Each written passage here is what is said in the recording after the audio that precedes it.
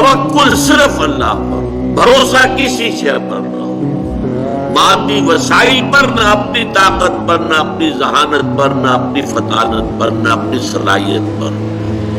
حتی الامکان کوشش کرو، لگے رہو، وسائل کو استعمال کرو، محنت کرو، لیکن نتیجے کے لیے جان لو کہ وہ اللہ کے ہاتھ میں۔